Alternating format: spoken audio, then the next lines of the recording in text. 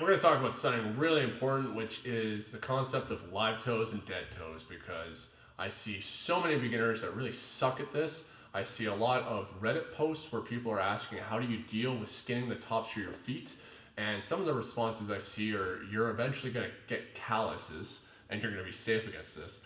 You're going to get calluses, yeah, but you should not be driving off your feet like this. So this is dead toes, the tops of my feet against the mat. Live toes are my toes engaged, curled into the mat, activated, ready to go. There's a purpose for either one. Dead toes is for me to drop my hips really low. I want to create more stability. I want to lower my center of gravity. Live toes is for any time I want to generate force, which is most of the time. So there's actually far fewer circumstances that you'd ever actually want to be dead toes like this. And then this is where you skin your feet, because you're trying to generate base, you're trying to drive off the tops of your feet, and they slide out like this, and you burn your feet. I used to do it all the time as a white belt. I don't know about you, Corey, but did it a couple times. I fucked myself up with this stuff. I actually learned that quick. Yeah, you learn that really quick, especially for us because we have Rob screaming at us live toes. But imagine like your goal is to be able to generate maximum force that you have the ability to into your opponent.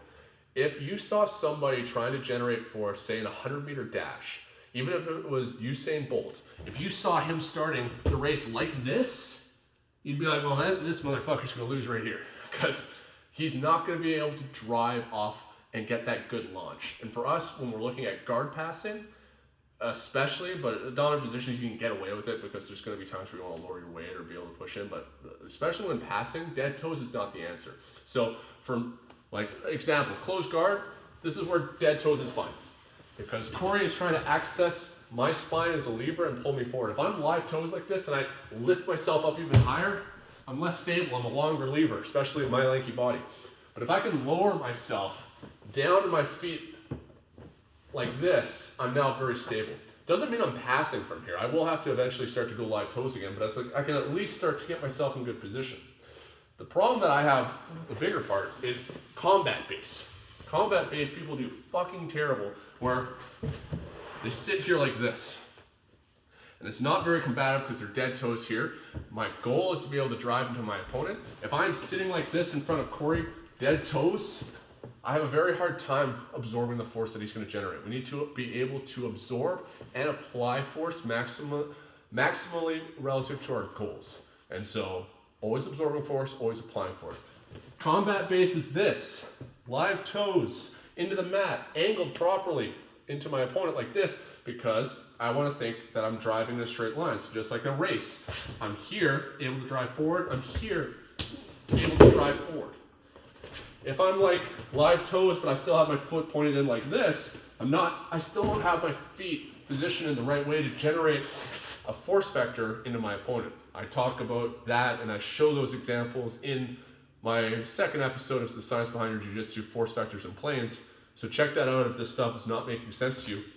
It has to be live toes. Even if I have my foot in the right position to drive into Corey, but I have dead toes, and I have live toes here, I still don't have the ability to drive. And if Corey's in live toes, and we're driving into each other, I'm just gonna slide. I can't get a good grip on the mat. And that didn't feel very good on my shins. I think I lost a bunch of leg hair right there, and my tops of my feet are red. So try and make sure that you're live toes. The other problem with it is that it starts to telegraph stuff. So when I do see somebody like Corey being dead toes in front of me, like that, and we're kind of playing, and then he goes live toes for a second, he's about to move.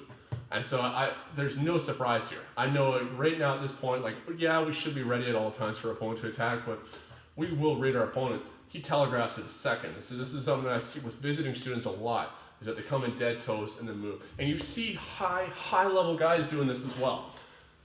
I don't think it's technically correct. Now, obviously, I don't have a place to be able to like say that I'm better than these people, but when you see somebody at a high level and they're relaxing and they're rolling, they're still gonna go dead toes, they'll kind of chill. They know the purpose of it. They might be just chilling, they might be relaxing, and so in that sense, you're just not taking it very seriously. But you will always see the same thing. They will switch to live toes again to then start passing. And so obviously within like the realm of that they're grappling, they're able to get away with it. They know the rules, and so they can kind of bend them. But every time when they start to move, they go live toes. I think they should stay live toes all the time, but once again, people are relaxing, they're rolling. In competition, you see it definitely at a higher level where the guys are not relaxing and doing that as often. So try and think about live toes and dead toes, the purposes of them, and for most of you, you want to be live toes more often than not.